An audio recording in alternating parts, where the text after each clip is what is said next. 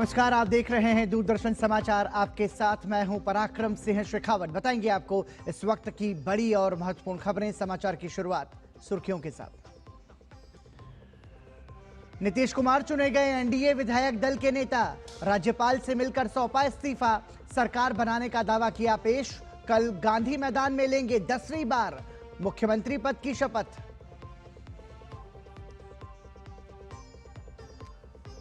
प्रधानमंत्री ने दक्षिण भारत प्राकृतिक कृषि सम्मेलन का किया उद्घाटन। 9 करोड़ किसानों को सम्मान निधि की 21वीं किस्त की जारी। कहा, भारत जल्द ही प्राकृतिक खेती का बनेगा हब।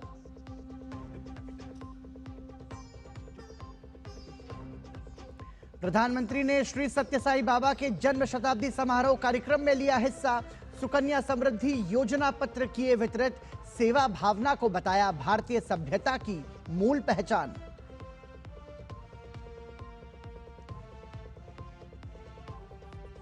पश्चिम बंगाल में एसआईआर प्रक्रिया के बीच बांग्लादेश वापस जाने के लिए प्रवासियों की लंबी कतारें। वहीं 30% मतदाताओं के राज्य सीईओ कार्यालय की सूची में लापता होने से बढ़ी आयोग की चिंता।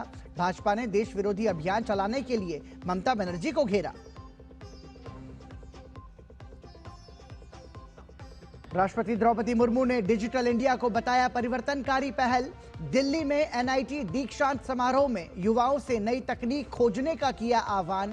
कहा, डिजिटल इंडिया से खुले अवसरों के नए द्वार। सऊदी अरब और अमेरिका के बीच अब तक की सबसे बड़ी डील। परमाणु समझौते से लेकर F-35 पर लगी मुहर। सऊदी सबसे अहम गैर नाटो देश करार। प्रधानमंत्री नरेंद्र मोदी ने आज आंध्र प्रदेश के पुट्टापार्थी में श्री सत्य साई बाबा के जन्म शताब्दी समारोह कार्यक्रम में हिस्सा लिया। प्रधानमंत्री ने भगवान साई बाबा की महासमाधि पर विशेष पूजा अर्चना की। प्रधानमंत्री ने इस अवसर पर उनकी जीवन, शिक्षाओं और शाश्वत विरासत को समर्पित स्मारक सिक्का और डाक टिकटों का सेट जारी किया। प्रधानमंत्री ने बालिकाओं को सुकन्या समृद्धि योजना के पत्र भी सौंपे।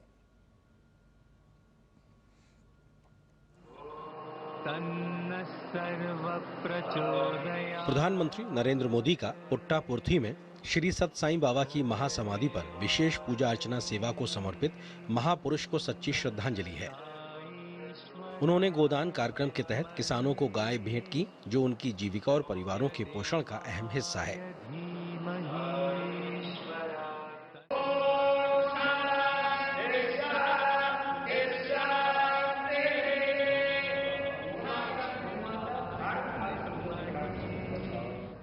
प्रधानमंत्री नरेंद्र मोदी ने श्री सत्य साई बाबा के जन्म शताब्दी समारोह कार्यक्रम में हिस्सा लिया। इस अवसर पर उनकी जीवन, शिक्षाओं और शाश्वत विरासत को समर्पित स्मारक सिक्का और डाक टिकटों का सेट जारी किया गया। इस दौरान पीएम मोदी ने सत्य साई बाबा के मानव सेवा ही माधव सेवा के भाव का उल्लेख किया। आज भारत के शहरों से लेकर छोटे गांवों तक, स्कूलों से लेकर आदिवासी बस्तियों तक संस्कृति, शिक्षा और चिकित्सा सेवा का एक अद्भुत प्रवाह दिखाई देता है। बाबा के करोड़ों अनुयायी बिना किसी स्वार्थ के इस काम में लगे हैं। मानव सेवा ही माधव सेवा है। ये बाबा के अनुयायियों का सबसे बड़ा आदर्श है। उन्होंने ऐसे कई विचार हमें सौंपे जिनमें संवेदना, कर्तव्य, अनुशासन और जीवन दर्शन का सार मिलता है। वो कहते थे, help ever, hurt never, less talk, more work. हम सभी के मन में आज भी श्री सत्य साई बाबा के ऐसे जीवन सूत्र गूंजते रहते हैं। बेटियों की शिक्षा और सुरक्षित भविष्य सुनिश्चित करने के लिए कार्यक्रम के दौरान 20,000 से ज्यादा बेटियों के नाम सुकन्या समृद्धि योजना में शामिल किए गए। प्रधानमंत्री नरेंद्र मोदी ने बताया कि अब तक देश की 4 करोड़ से ज्यादा बेटियों के खाते सुकन्या समृद्धि योजना के अंतर्गत खोले जा चुके हैं और इनमें 3.25 लाख करोड़ रुपए से ज्यादा की राशि जमा कराई जा चुकी है। उन्होंने देश के लगभग 100 करोड़ लोगों के सामाजिक सुरक्षा के दायरे में आने पर भी संतोष व्यक्त किया। 2014 में देश में 25 करोड़ लोग ही सोशल सिक्योरिटी के दायरे में थे। आज मैं बड़े संतोष के साथ कहता हूं और बाबा के चरणों में बैठ करके कहता हूं, आज ये संख्या करीब करीब 100 करोड़ तक पहुंच चुकी है। भारत की गरीब कल्याण की योजनाओं की, सोशल सिक्योरिटी देने वाली योजनाओं की विदेशों तक सभी इंटरनेशनल फोरम में चर्चा हो रही है। प्रधानमंत्री नरेंद्र मोदी ने कहा कि श्री सत्य साईं बाबा का ये जन्म शताब्दी वर्ष पीढ़ियों के लिए सिर्फ एक उत्सव नहीं बल्कि एक दिव्य वरदान है। उन्होंने कहा कि आज भले ही वे दैहिक स्वरूप में नहीं हैं, लेकिन उनकी शिक्षा, उनका प्रेम, उनकी सेवा भावना आज भी करोड़ों लोगों का मार्गदर्शन कर रही है।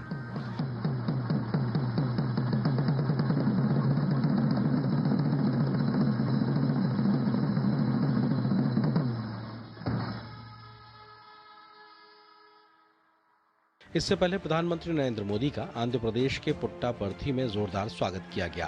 सत्य साईं पुट्टापर्थी हवाई अड्डे से भगवान बाबा की समाधि स्थल तक आयोजित रोड शो में प्रधानमंत्री के स्वागत के लिए बड़ी संख्या में लोग उपस्थित रहे।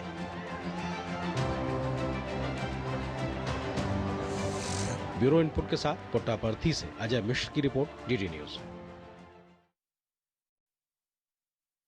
के 2 राज्यों के दौरे पर थे, जहां आंध्र प्रदेश के बाद प्रधानमंत्री मोदी तमिलनाडु के कोयम्बटूर पहुंचे। प्रधानमंत्री ने वहां दक्षिण भारत प्राकृतिक कृषि सम्मेलन का उद्घाटन किया और देश के 9 करोड़ किसानों को सम्मान निधि की 21वीं किस्त जारी की। प्रधानमंत्री ने किसानों से कम 1 एकड़ में प्राकृतिक खेती शुरू करने की अपील की और कहा कि पारंपरिक ज्ञान, विज्ञान और स्टार्टअप मिलकर देश में नई खेती क्रांति लाएंगे। जलवायु परिवर्तन, मौसम की चुनौती, रासायनिक खादों का बढ़ता उपयोग और मिट्टी की कम होती उपजाऊ क्षमता किसानों के सामने कुछ ऐसी ही बड़ी चुनौतियां हैं, जिनका कुछ समाधान प्राकृतिक खेती है। कोयम्बटूर में प्रधानमंत्री ने प्राकृतिक खेती के महत्व पर 3 दिवसीय दक्षिण भारत प्राकृतिक कृषि सम्मेलन का उद्घाटन किया। प्रधानमंत्री ने कहा कि प्राकृतिक खेती का विचार पूरी तरह से भारतीय है और भारत जल्द ही प्राकृतिक खेती का हब भी बनेगा। नेचुरल खेती हमें क्लाइमेट चेंज, मौसम में हो रहे बदलाव का सामना करने में मदद करती है। यह हमारी मिट्टी की सेहत को स्वस्थ रख सकती है और इससे लोगों को नुकसान करने वाले केमिकल से भी बचाया जा सकता है। आज का ये आयोजन इसी दिशा में एक बहुत बड़ी भूमिका निभाने जा रहा है। नेचुरल फार्मिंग के साथ हम अगर श्री अन्न, मिलेट्स की पैदावार जोड़ते हैं तो ये भी धरती मां की रक्षा में अहम भूमिका निभाते हैं। प्रधानमंत्री ने कहा कि फसलों का विविधीकरण और प्राकृतिक खेती दोनों मिलकर ग्रामीण भारत की अर्थव्यवस्था को नई ऊंचाई देंगे। उन्होंने बताया कि मौजूदा केंद्र सरकार ने खेती और किसानों के लिए बीते 11 वर्षों में कई ऐसे कदम उठाए हैं जिससे किसानों को सीधा फायदा पहुंचा है। बात चाहे किसान क्रेडिट कार्ड के दायरे को बढ़ाकर मछुआरों और पशुपालकों को शामिल करने की हो या किसान सम्मान निधि के जरिए सालाना 6,000 रुपए की सहायता। कोयम्बटूर से प्रधानमंत्री ने देश के 9 करोड़ किसानों के खाते में सम्मान निधि की 21वीं किस्त जारी की। 7 साल पहले पशुपालकों और मछली पालकों को केसीसी की सुविधा मिलने के बाद वो भी इसका जमकर लाभ उठा रहे हैं। बायो फर्टिलाइजर पर जीएसटी कम होने से भी किसानों को बहुत फायदा हुआ है। साथियों, अभी कुछ ही देर पहले इसी मंच से हमने देश के किसानों को पीएम किसान सम्मान निधि की अगली किस्त जारी की है। अब तक इस योजना के तहत देश के छोटे किसानों को 4 लाख करोड़ रुपए की राशि सीधे उनके बैंक खाते में भेजी जा चुकी है। प्राकृतिक खेती पर आधारित एक प्रदर्शनी में प्रधानमंत्री ने स्टार्टअप, किसान और वैज्ञानिकों से मुलाकात की। उन्होंने कहा कि नेचुरल खेती को साइंस टेक बनाना ही होगा, जिससे इसका विस्तार आसानी से हो सके। कोयम्बटूर से अनुज यादव के साथ bureau report, DD news. Tamil Nadu के कोयम्बटूर में आयोजित दक्षिण भारत प्राकृतिक कृषि शिखर सम्मेलन के दौरान प्रधानमंत्री नरेंद्र मोदी का एक भावनात्मक पक्ष फिर देखने को मिला। कार्यक्रम में मौजूद 2 बच्चियों द्वारा दिखाए गए पोस्टर को उन्होंने सुरक्षा कर्मियों से मंगवाने का अनुरोध किया। पोस्टर प्राप्त होने के बाद प्रधानमंत्री ने बच्चियों से कहा कि वो उनके संदेश को गंभीरता से लेंगे। दोनों बच्चियों ने दूरदर्शन से खास बातचीत में खुशी जाहिर की। उन्होंने कहा कि प्रधानमंत्री मोदी दुनिया भर में भारत का मान बढ़ा रहे हैं। आगे चलकर वो प्रधानमंत्री मोदी जैसे ही बनना चाहती हैं और दुनिया भर में भारत का मान सम्मान बढ़ाना चाहती हैं। My name is Shringa and my name is Mitra, and in a chart in one we wrote about the economy, and as I'm studying 8th grade now, before I graduate the Indian economy will become the largest economy in the world. And one more thing is that in the other chart we wrote before we vote the lotus will bloom in Tamil Nadu, and it's all thanks to PM Modi. Very happy, and I really like PM Modi and big fan of him. And that's why we came here to meet him today. And when he mentioned us, butterflies were flying in my stomach. How about you? It was blissful. I cannot just explain the emotions. I was just so proud. And since childhood, when I was very small, I call him Modi Tata, meaning very close. I like him a lot. So I cannot explain my emotions right now. We love you, PM Modi, and thanks for giving recognition for organic farming, which is actually the need of the hour. Love you. I want to become an entrepreneur, or I want to become Prime Minister like him. And I want to become a lawyer and solve all the problems in India. Chhattisgarh के धमतरी में प्रधानमंत्री किसान सम्मान निधि की 21वीं किस्त जारी की गई। केंद्र सरकार ने राज्य के 24,17,000 से अधिक किसानों के खातों में 494 करोड़ रुपए स्थानांतरित किए। साथ ही राष्ट्रीय ग्रामीण आजीविका मिशन के तहत 17,357 महिला स्व सहायता समूहों को 286 करोड़ रुपए की विभिन्न सहायता भी वितरित की गई। कार्यक्रम के दौरान प्रधानमंत्री नरेंद्र मोदी के संबोधन का लाइव प्रसारण भी दिखाया गया। कार्यक्रम में केंद्रीय कृषि एवं ग्रामीण विकास मंत्री शिवराज सिंह चौहान, मुख्यमंत्री विष्णुदेव साय सहित कई जनप्रतिनिधि भी मौजूद रहे। कार्यक्रम में शिवराज सिंह चौहान ने प्रधानमंत्री ग्राम सड़क योजना 4C के तहत 2,242 करोड़ रुपए की लागत से बनने वाली 774 नई सड़कों की घोषणा की। प्रधानमंत्री किसान सम्मान निधि के तहत राशि मिलने के बाद लाभार्थियों ने केंद्र और राज्य सरकार का आभार जताया। पीएम सम्मान निधि की 21वां किस्त हम सबको मिले हैं। किसी को चेक प्रदान किए हैं, किसी को आवास का चाबी सौंपे हैं।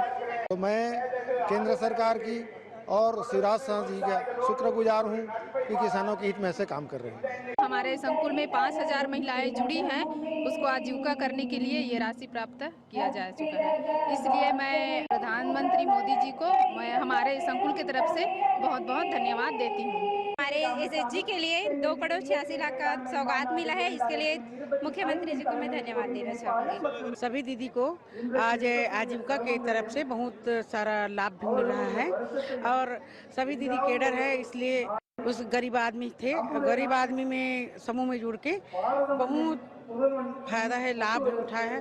महिलाओं के लिए बहुत सारे, जैसे उसको आत्मनिर्भर बनाने के लिए बहुत सारी आजीविकाएं हैं। जैसे ई रिक्शा चला रही है महिलाएं, आजीविका के तहत पर बांस की कला है, कैडी वेयर बना रही है, मशरूम उत्पादन कर रही है और अपने आप को आत्मनिर्भर और सक्षम बना रही है। मुझे 12,50,000 का सब्सिडी का चेक प्रदान हुआ है। राशि मिलने के बाद मुझे बहुत ही खुशी हो रहा है और मैं ये हमारे मुख्यमंत्री और कृषि मंत्री शिवराज सिंह चौहान जी को धन्यवाद देता हूँ। कल पटना के ऐतिहासिक गांधी मैदान में बिहार सरकार का शपथ ग्रहण समारोह आयोजित होगा। नए मुख्यमंत्री के तौर पर 10वीं बार नीतीश कुमार बिहार के मुख्यमंत्री की शपथ लेंगे। कल के शपथ ग्रहण से पहले आज दिन भर पटना में बैठकों का दौर जारी रहा। भाजपा विधायक दल की बैठक में सम्राट चौधरी को विधायक दल का नेता चुना गया तो विजय कुमार सिन्हा को उपनेता चुना गया। जेडीयू की बैठक में नीतीश कुमार नेता चुने गए। उसके बाद दोपहर बाद हुए एनडीए विधायक दल की बैठक में नीतीश कुमार को सर्वसम्मति से नेता चुना गया। कल होने वाले शपथ ग्रहण समारोह में एनडीए का शक्ति प्रदर्शन भी दिखाई पड़ेगा, जब तमाम बड़े दिग्गज पटना में एक मंच पर नजर आएंगे। बिहार में नीतीश के सर फिर ताज, चुने गए एनडीए विधायक दल के नेता बनेंगे 10वीं बार फिर सीएम। बिहार विधानसभा चुनाव में एनडीए को मिली प्रचंड जीत के बाद अब नई सरकार के गठन की तैयारियां जोर शोर से चल रही हैं। नई सरकार का शपथ ग्रहण समारोह गुरुवार को पटना के ऐतिहासिक गांधी मैदान में आयोजित किया जाएगा। इसी कड़ी में नीतीश कुमार को एनडीए विधायक दल की बैठक में सर्वसम्मति से नेता चुना गया। सम्राट चौधरी ने नीतीश कुमार के नाम का प्रस्ताव रखा, जिसे सभी ने स्वीकार कर लिया। अब वो गुरुवार को राज्य में 10वीं बार मुख्यमंत्री पद की शपथ लेंगे। नीतीश कुमार ने बिहार के राज्यपाल को अपना इस्तीफा सौंप दिया है, साथ ही नई सरकार बनाने का दावा भी पेश किया। एनडीए के घटक दलों ने नीतीश कुमार को विधायक दल के नेता चुने जाने पर खुशी व्यक्त की है। मुख्यमंत्री नीतीश कुमार जी को एनडीए विधायक दल का नेता चुना गया है। ऐसे में अब बड़ी जिम्मेदारी हम सब के ऊपर है कि जनता के इस विश्वास पर अब हम लोग खरा उतरें। इधर बिहार भाजपा विधायक दल की भी बैठक हुई, जिसमें विधायकों ने सर्वसम्मति से सम्राट चौधरी को नेता और विजय सिन्हा को भाजपा विधायक दल का उपनेता चुना। विधायक दल की बैठक थी। वरिष्ठ विधायकों ने अपना प्रस्ताव दिया कि श्री सम्राट चौधरी जी को नेता और श्री विजय सिन्हा जी को उपनेता का जो है प्रस्ताव आया, और सर्वसम्मति से जो हमारे विधायक वहाँ मौजूद रहे उन्होंने इस पर अपनी मुहर लगाई। बिहार विकास के रास्ते पर बहुत तेजी से आगे बढ़ चला है। विकसित बिहार ही होगा वो आगे आने वाले समय। इस बीच देश के 16 पूर्व न्यायाधीश, 14 रिटायर्ड राजदूत, 123 रिटायर्ड नौकरशाह, 133 रिटायर्ड सशस्त्र बल अधिकारियों ने एक खुला पत्र लिखकर कांग्रेस नेता राहुल गांधी और कांग्रेस पार्टी के द्वारा चुनाव आयोग जैसी संवैधानिक संस्थाओं को बदनाम करने के प्रयासों की निंदा की है। पत्र में इन वरिष्ठ नागरिकों ने इस बात पर गहरी चिंता जताई कि कुछ नेता वास्तविक नीतिगत विकल्प प्रस्तुत करने के बजाय अपनी नाटकीय राजनीति में भड़काऊ और निराधार आरोपों का सहारा लेते हैं। पत्र में कहा गया है कि भारतीय सशस्त्र बलों की वीरता और उपलब्धियों पर सवाल उठाकर उन्हें कलंकित करने का प्रयास किया गया।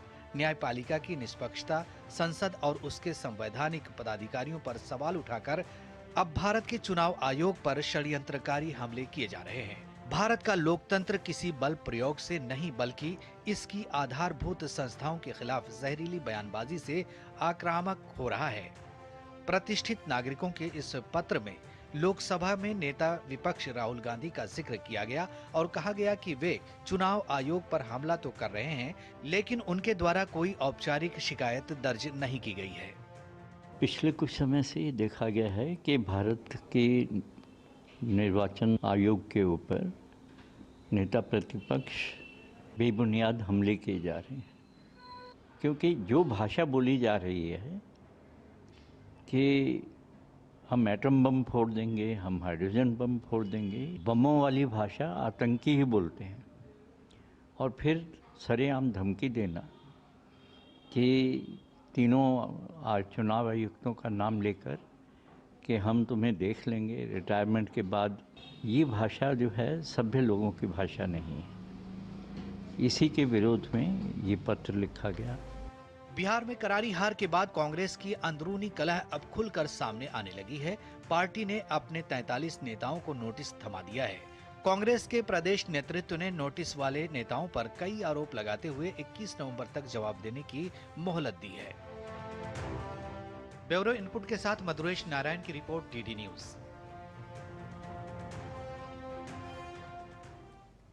मुख्यमंत्री नीतीश कुमार 10वीं बार बिहार के मुख्यमंत्री पद की शपथ लेने जा रहे हैं।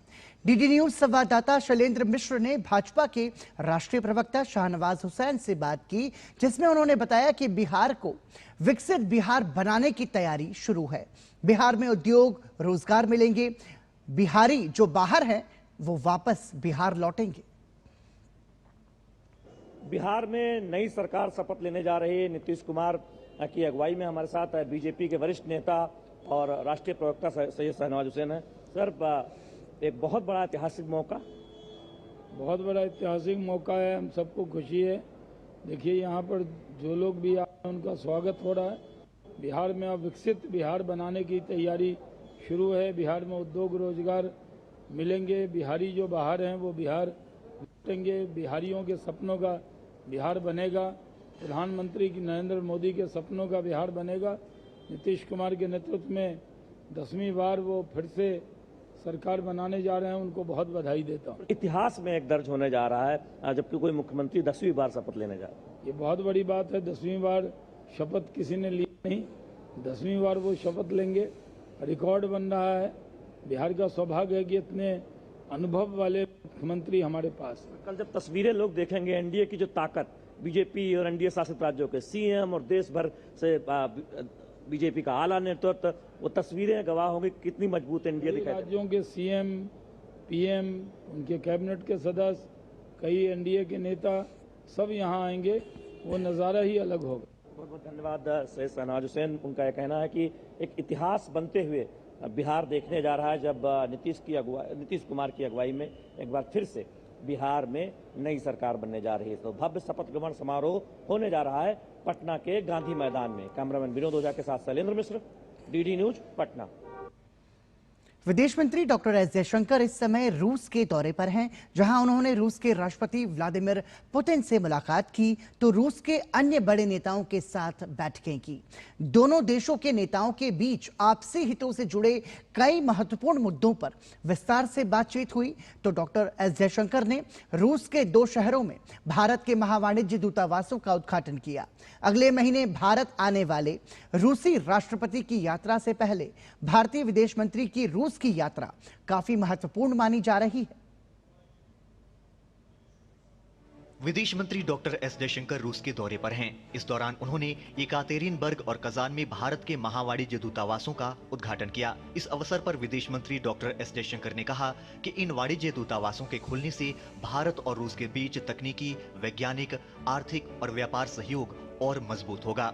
The opening of the consulate will give impetus to enable and to strengthen the technological, scientific, economic and trade collaboration between Indian and Russian industries. Kazan is one of the most visited cities in Russia. I've had the pleasure of going there myself after Moscow and St. Petersburg. And with good reason. The consulate will help strengthen people-to-people ties by encouraging cross-cultural exchanges and high-tech participation. I'm confident that with the opening of the 2 new consulates, there will be a further strengthening of India-Russia ties, and this will surely mark a new phase in our relationship. इस दौरान Moscow में विदेश मंत्री ने रूस के राष्ट्रपति Vladimir Putin से मुलाकात की। मुलाकात के दौरान विदेश मंत्री ने प्रधानमंत्री नरेंद्र मोदी की ओर से पुतिन को शुभकामनाएं और बधाई दी। ये मुलाकात भारत रूस वार्षिक शिखर सम्मेलन से पहले हुई है। बैठक के बाद विदेश मंत्री जयशंकर ने सोशल मीडिया प्लेटफॉर्म पर मुलाकात के बारे में जानकारी साझा करते हुए कहा कि रूस के राष्ट्रपति पुतिन से मुलाकात कर बेहद सम्मानित महसूस कर रहा हूं। इस दौरान क्षेत्रीय और वैश्विक घटनाक्रमों पर भी चर्चा हुई। विदेश मंत्री ने मॉस्को में रूस के उप प्रधानमंत्री डेनिस मोंटूरोव से भी मुलाकात की। इस दौरान अगले महीने नई दिल्ली में होने वाले वार्षिक भारत रूस नेता शिखर सम्मेलन की तैयारियों पर भी चर्चा हुई। वहीं विदेश मंत्री ने मॉस्को में महात्मा गांधी की प्रतिमा पर श्रद्धांजलि भी अर्पित की। इसी के साथ विदेश मंत्री ने मॉस्को में भारतीय समुदाय के सदस्यों से मुलाकात भी की। Bureau report, DD news. चुनाव आयोग ने जब से देश में SIR 2.0 की शुरुआत की है, उसके बाद से ही पश्चिम बंगाल में ममता बनर्जी और उनकी टीएमसी पार्टी लगातार इसका विरोध कर रही है।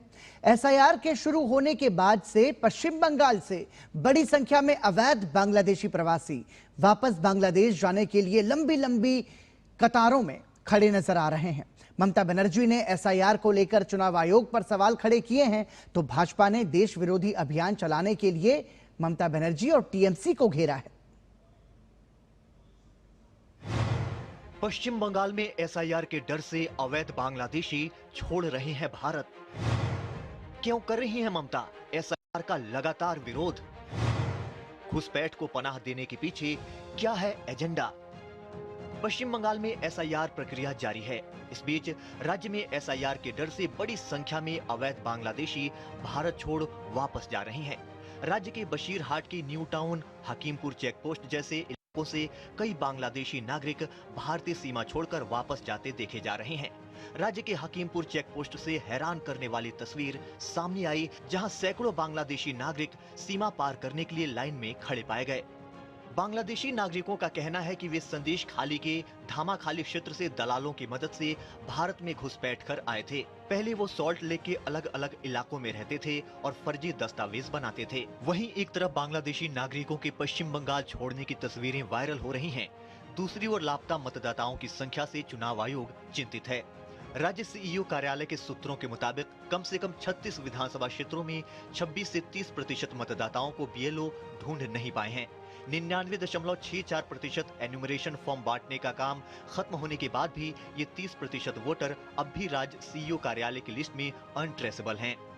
जो मैं आउटसाइड में रहते हैं और कोई इलेक्टर्स है जो इधर नहीं है, क्योंकि तो हमारा ग्राम है, हम छोटा से बड़ा हुआ सब लोग को साथ हमारा पहचान है, इसलिए हमको कोई प्रॉब्लम नहीं है। लेकिन 2-4 आदमी जो बाहर से आया उसको हम ट्रेस करने के कोई प्रॉब्लम है। हमारे जो बूथ है वो ऐसे कुछ वोटर है जिसको हम उसको पहचानते ही नहीं, उसका कहाँ जानते नहीं, हाँ जानते नहीं वो कहाँ रहते हैं, और अभी भी वो हमारे पास कोई मैसेज नहीं किया कि हम आपके वोटर है, हम आपके पास जा रहा है, ऐसा कोई नहीं। 2 आदमी मेरे साथ कांटेक्ट किया, एक ले गया और एक वो ऑनलाइन में कर दिया। बाकी जो और 10-12 है उसका हम अभी तक उसका कोई पहचान मेरे पास नहीं है। बीएलओ का दावा है कि उत्तर बंगाल से लेकर दक्षिण बंगाल तक हर जगह यही अनुभव है। इस सूची में 2 24 परगना के साथ साथ Rajarhat, Gopalpur, Rajarhat, New Town, Baruipur, Sonarpur, Kolkata Port, Matia Buruj, Kasba, Kashipur, Belgachia, Raiganj, Kaliaganj, Howrah, Dubrajpur, Asansol, Kharagpur जैसी विधानसभाओं के नाम शामिल हैं। 30% वोटरों के अनट्रेसेबल होने के पीछे 3 तरह के अनुमान लगाए जा रहे हैं। एक, अनट्रेसेबल वोटर काम के सिलसिला में अब दूसरे शहर में रह रहे हैं। दूसरा, सुबह काम के लिए निकलना और रात को लौटना, इसलिए बीएलओ उनसे मिल नहीं पा रहे हैं। और तीसरा, लापता मतदाता स्वरूप नगर की तरह ही बांग्लादेशी नागरिक हैं। वहीं इस सबके बीच पश्चिम बंगाल में एसआईआर का विरोध जारी है। वहीं स्वयं सूबे की मुख्यमंत्री ममता बनर्जी ने एसआईआर के खिलाफ आवाज बुलंद कर रखी है। एसआईआर पर सवाल खड़ा करते हुए उन्होंने सोशल मीडिया प्लेटफॉर्म एक्स पर लिखा, चुनाव आयोग द्वारा बोझिल और बिना योजना वाला काम थोपा जा रहा है। जो प्रक्रिया पहले 3 साल में होती थी उसे अब चुनावों से ठीक पहले 2 महीने में पूरा करने का दबाव डाला जा रहा है, जिससे बीएलओस पर अमानवीय बोझ पड़ रहा है। मैं चुनाव आयोग से आग्रह करती हूं कि वे संवेदनशीलता दिखाए और इस बिना योजना वाले अभियान को तुरंत रोके। पूरे मामले को लेकर टीएमसी सरकार के रवैये और ममता बनर्जी के आरोपों पर भाजपा हमलावर है। ये भारतीय नहीं है, बांग्लादेशी मुस्लिम घुसपैठिया रोहिंग्या है, इनको भाग जाना चाहिए। हाँ, ये ममता बनर्जी इनको दामाद बना के रखा था। इस प्रकार बातें करना, किस पद का गरिमा कैसा रखना, उनको कुछ नहीं आता है क्या? बंगाल में जो भी मरता है एसआईआर के कारण मरता है, और पूरा देश में एसआईआर चल रहा है, कोई नहीं मरता है। ऐसा क्या बीमारी आ गया बंगाल में कि सुसाइड कर रहे हैं? कि बलने से पैसा मिलता है शायद टीएमसी से, इसलिए बोलते हैं लोग। एसआईआर को लेकर बेवजह बयानबाजी की जा रही है। एसआईआर बिहार में हुआ, उससे पहले बहुत लोगों ने हंगामा किया, लेकिन बाद में एक कंप्लेन नहीं आई। जिस तरह की चर्चा हो रही है एसआईआर को लेकर, ये दुर्भाग्यपूर्ण है। ये अदालत में जाए या कहीं जाए, क्या फर्क पड़ता है? ये प्रक्रिया सही है, और सही प्रक्रिया जब हो रही है तो उस पर इनको एतराज हो रहा है। टीएमसी सरकार पर राज्य में लगातार घुसपैठ को बढ़ावा देने का आरोप है। एसआईआर प्रक्रिया की शुरुआत के साथ ही पश्चिम बंगाल में घुसपैठियों के बीच खलबली मची है। ऐसे में राजनीतिक एजेंडे के साथ एसआईआर का विरोध को लेकर बतौर मुखिया ममता बनर्जी की गैर जिम्मेदाराना रवैया सवालों के घेरे में है।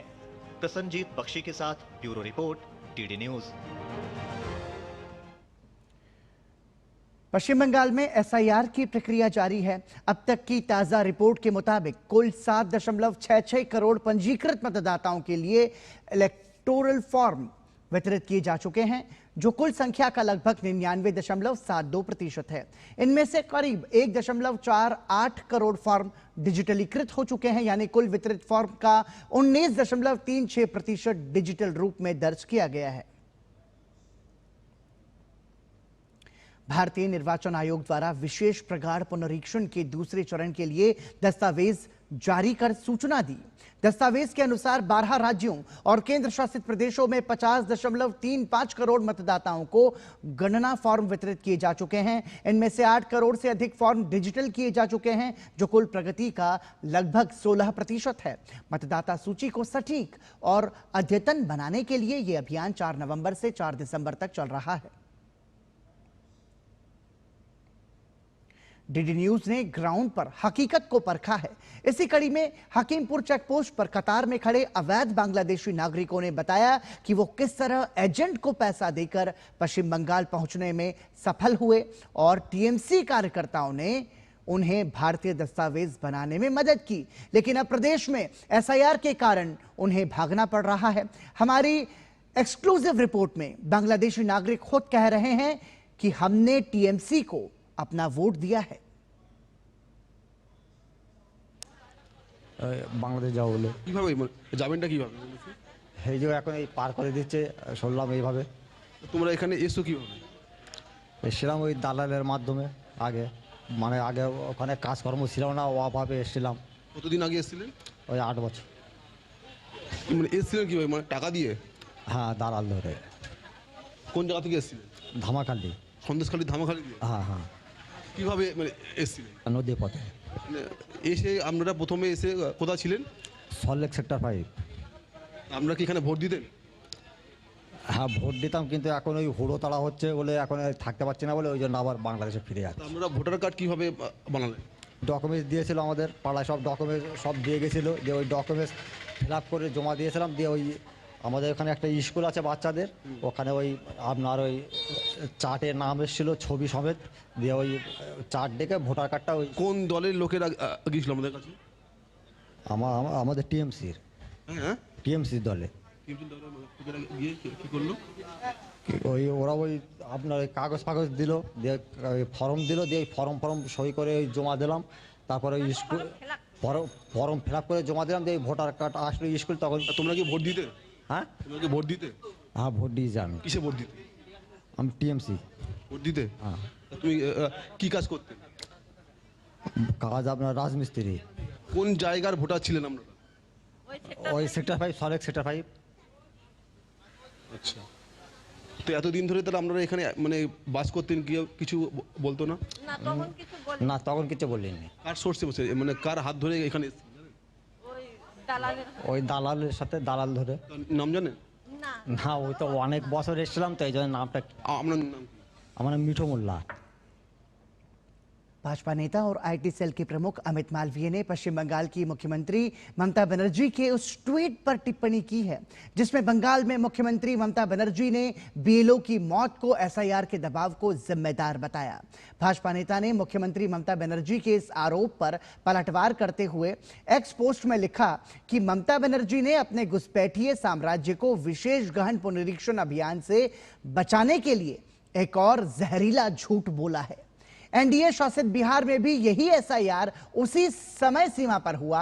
बिहार में एक भी आत्महत्या की सूचना नहीं मिली, जबकि पश्चिम बंगाल में बीएलओ की मौत की खबरें सामने आ रही हैं। बंगाल में टीएमसी शिक्षकों, आंगनवाड़ी और आशा कार्यकर्ताओं को मतदाता सूची जल्दी खत्म करो वरना नौकरी चली जाएगी, तबादला और हिंसा झेलने की धमकी देते हैं। भाजपा नेता ने आगे लिखा कि वर्ष 2021 से अनगिनत राजनीतिक हत्याएं हुई हैं और सैकड़ों शिक्षकों और सरकारी कर्मचारियों पर टीएमसी के फर्जी मतदाता अभियान को आगे बढ़ाने से इनकार करने के कारण हमले हुए हैं। अब जब एक आदिवासी बहन की दुखद मृत्यु हो जाती है और कारण अभी भी पता नहीं चल पाया है, तो बेशर्म, संविधान विरोधी, तानाशाह ममता बनर्जी अपनी ही पार्टी के बदमाशों के बजाय चुनाव आयोग को दोषी ठहरा रही हैं। ममता सरकार की असली बंगालियों से उनके अधिकार छीनने और बंगाल को बांग्लादेशी और रोहिंग्या घुसपैठियों को सौंपने की उनकी शैतानी साजिश नाकाम हो रही है। ममता बनर्जी मुख्यमंत्री के रूप में अपने आखिरी दिन गिन रही हैं। राष्ट्रीय सहकारी विकास निगम की महापरिषद की 92वीं बैठक हुई। इस बैठक की अध्यक्षता केंद्रीय गृह और सहकारिता मंत्री अमित शाह ने की।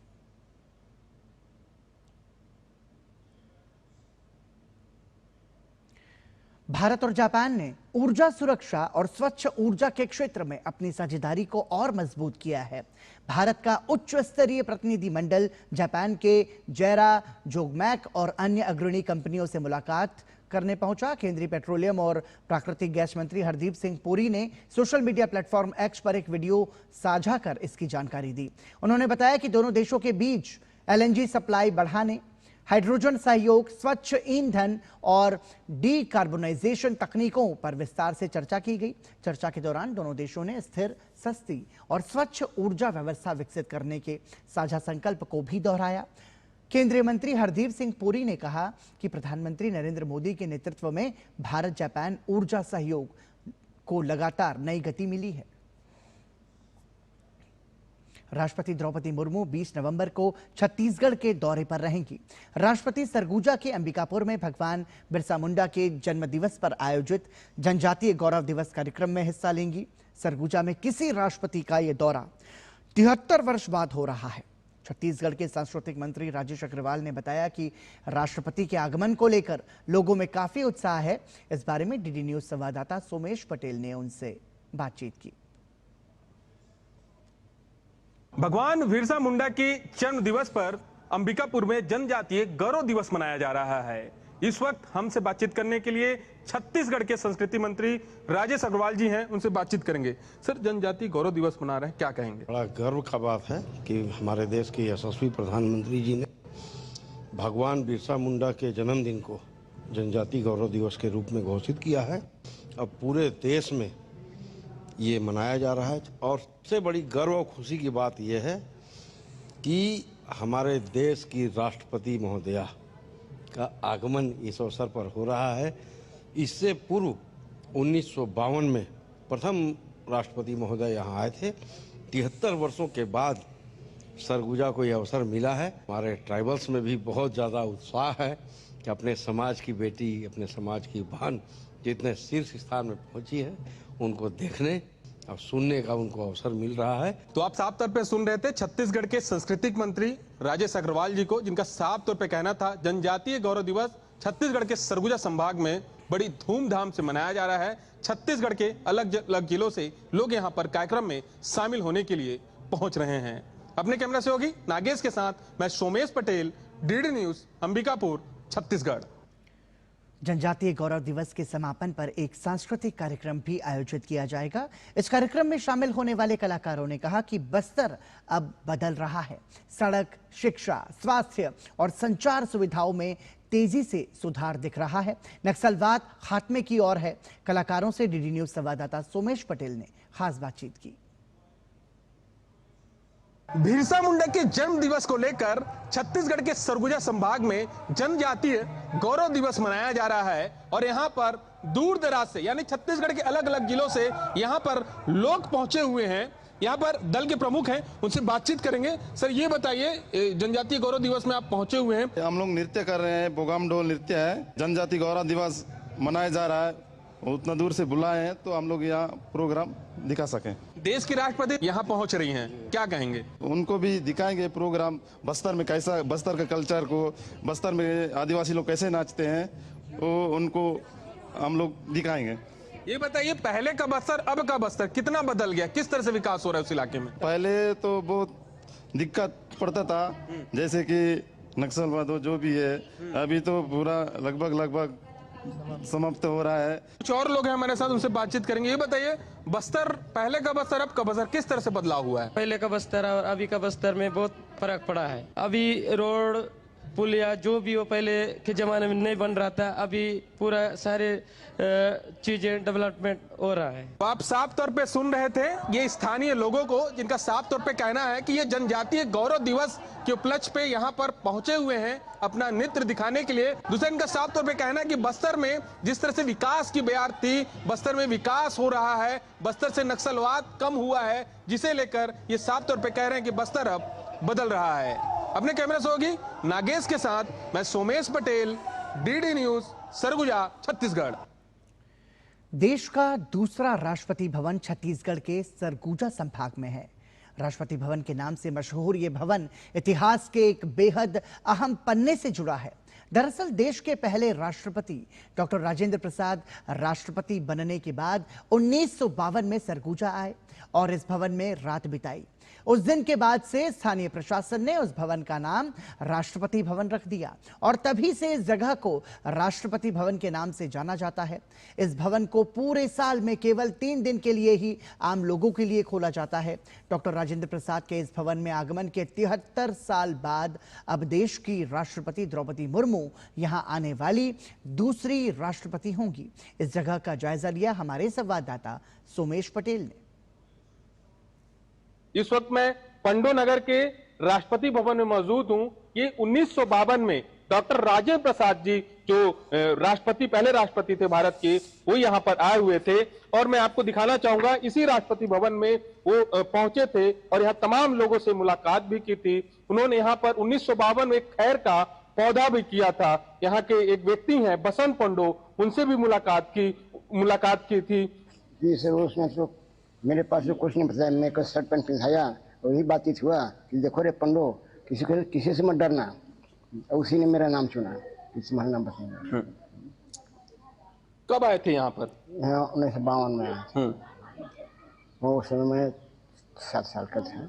अच्छा, 7 साल की उम्र में आपकी उनसे मुलाकात हुई थी। इसी राष्ट्रपति भवन में जो देश के पहले राष्ट्रपति थे डॉक्टर राजेंद्र प्रसाद इसी भवन पे पहुंचे हुए थे और इसके अंदर की आपको तस्वीर दिखाऊंगा कि डॉक्टर राजेंद्र प्रसाद जी की जो तस्वीर है यहाँ पर लगी हुई है। देखिए दीवालों में डॉक्टर राजेंद्र प्रसाद जो भारत के पहले राष्ट्रपति थे उनकी तस्वीर यहाँ पर लगी हुई। तस्वीर को भी आप देख सकते हैं कि उस समय जो भारत के प्रथम राष्ट्रपति हुआ करते थे वो यहाँ पर जो छत्तीसगढ़ संभाग के सूरजपुर जिले में पंडो नगर के नाम से इसे जाना जाता है और इसी राष्ट्रपति भवन में जो डॉक्टर राजेंद्र प्रसाद है यहाँ पर पहुंचे थे। मैं सोमेश पटेल, डीडी न्यूज, सूरजपुर, छत्तीसगढ़। कर्नाटक की राजनीति में एक नया विवाद खड़ा हो गया है। भाजपा नेता और विधान परिषद सदस्य सीटी रवि ने चिकमंगलुरु मेडिकल कॉलेज में जीवन रक्षक दवाओं की खरीद में बड़े पैमाने पर अनियमितताओं का आरोप लगाया है। उन्होंने कहा कि टेंडर प्रक्रिया में गड़बड़ी कर दवाएं कई गुना महंगी दरों पर खरीदी गईं। भाजपा नेता ने खरीद घोटाले में उच्च अधिकारियों की मिलीभगत का आरोप लगाते हुए उच्च चिकित्सा शिक्षा मंत्री के इस्तीफे और उच्च स्तरीय जांच की मांग की है। शिवमोगा, मैसूर, मंडिया, कूर्ग के जैसे मेडिकल कॉलेज में भी बहुत बड़ा भ्रष्टाचार हुआ है। मुझे लगता है डिस्ट्रिक्ट हॉस्पिटल में जेनरिक मेडिसिन क्या सप्लाई किया और मेडिकल कॉलेज में कौन सप्लाई किया, उसके में बहुत बड़ा अंतर है। कुछ मेडिसिन को 900% अधिक दाम दिया है, उसके वजह से सबको मालूम होता है बड़ा भ्रष्टाचार हुआ है।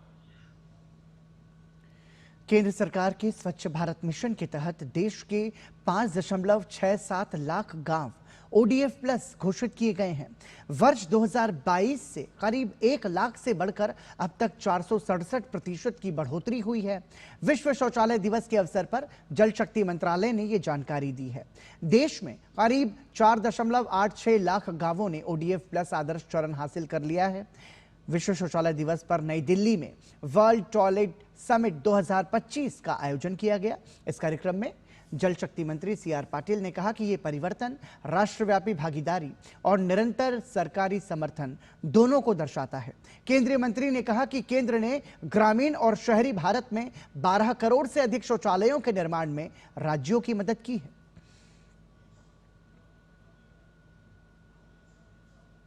माननीय प्रधानमंत्री श्री नरेंद्र मोदी साहब ने जब टॉयलेट की बात की, स्वच्छता की बात की और उनके आह्वान पर लोग उनके अंदर जुड़ते गए। ये कोई सिर्फ सरकार का काम नहीं था, सब लोग मिलकर अगर करें तो ही ये काम हो सकता था।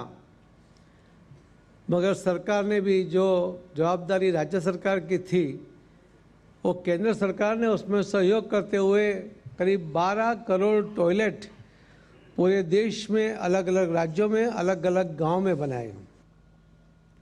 इस कार्यक्रम में केंद्रीय मंत्री मनोहर लाल ने स्वच्छ भारत मिशन की प्रशंसा करते हुए कहा कि प्रधानमंत्री नरेंद्र मोदी ने स्वच्छता को जन आंदोलन बनाया। जब मोदी जी शासन में आए तो उन्होंने पहली बार इसकी घोषणा की कि हमको अपने देश को ओडीएफ फ्री करना है, ओडीएफ को एक प्रकार से ओपन डेफिकेशन फ्री। जो अभियान शुरू किया गया उसकी गति इतनी तेज की कि दुनिया में किसी इस प्रकार का आंदोलन करने की स्पीड आज तक और कोई नहीं है।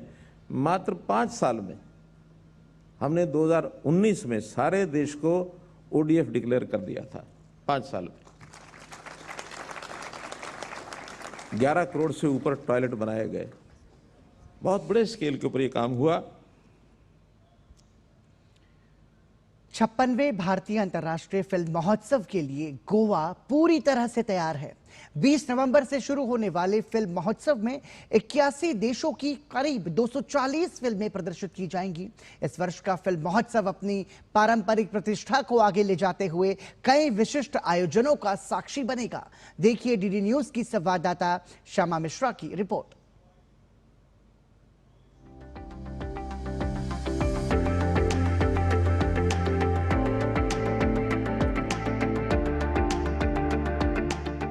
भारतीय अंतर्राष्ट्रीय फिल्म महोत्सव का 56वां संस्करण आरंभ होने जा रहा है भारत के तटीय राज्य गोवा में।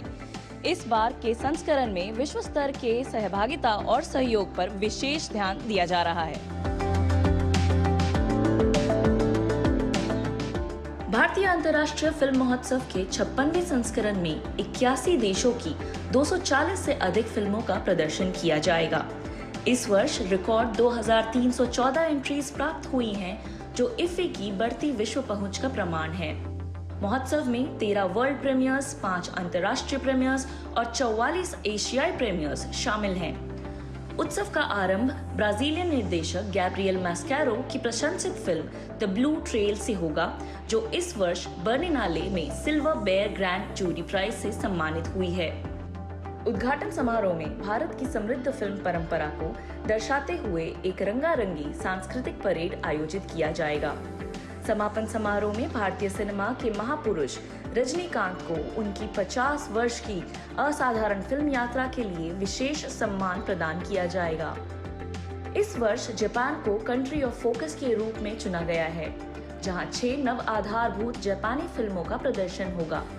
स्पेन पार्टनर कंट्री और ऑस्ट्रेलिया स्पॉटलाइट कंट्री के रूप में हिस्सा ले रहे हैं, जिसके माध्यम से विविध क्यूरेटेड स्क्रीनिंग्स और सांस्कृतिक कार्यक्रम इफ्फी के अंतर्राष्ट्रीय स्वरूप को और गहरा करेंगे।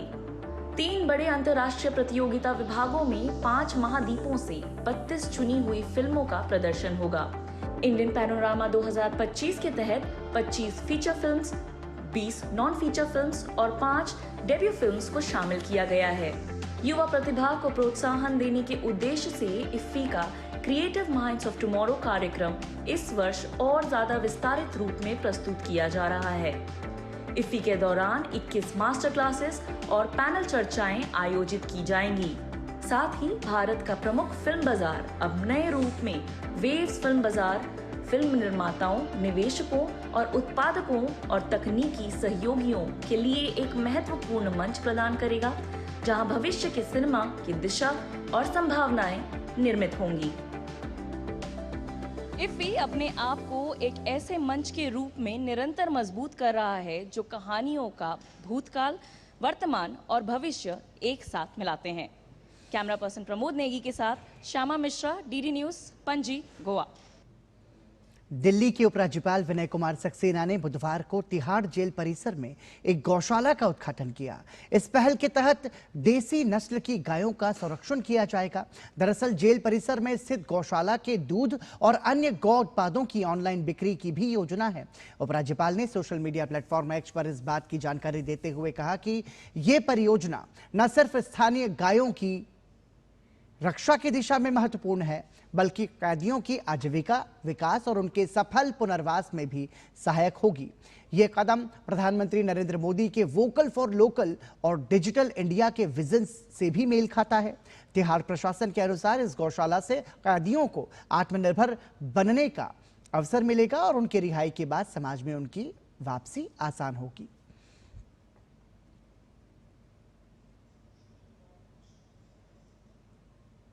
दिल्ली में चल रहे अंतर्राष्ट्रीय व्यापार मेले के द्वार अब आम जनता के लिए भी खोल दिए गए हैं। पहले ही दिन काफी संख्या में भीड़ पहुंची, जिसके लिए सुरक्षा के भी व्यापक इंतजाम किए गए। पेश है हमारे संवाददाता गिरीश निशाना की एक रिपोर्ट।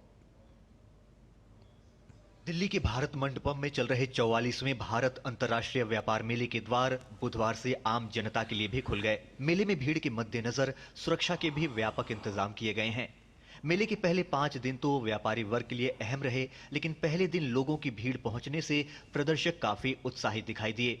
तो B2B भी बहुत अच्छा रहा और B2C आज तो एकदम ऐसे धूम मची हुई है, आप देख ही रहे हैं। शायद मेरे इन्हीं सब स्टॉल्स पे ही इतनी भीड़ है।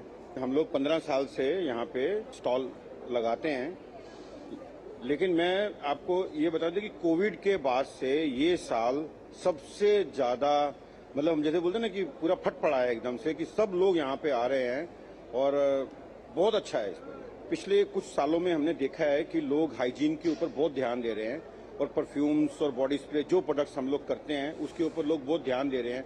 पहले लोग ज्यादा कपड़े वपड़ों पे ध्यान देते थे, वो तो दे ही रहे हैं, लेकिन परफ्यूम्स के ऊपर बहुत ध्यान दे रहे हैं। व्यापार मेले में मोटे अनाज से जुड़े उत्पादों को भी देखा जा सकता है।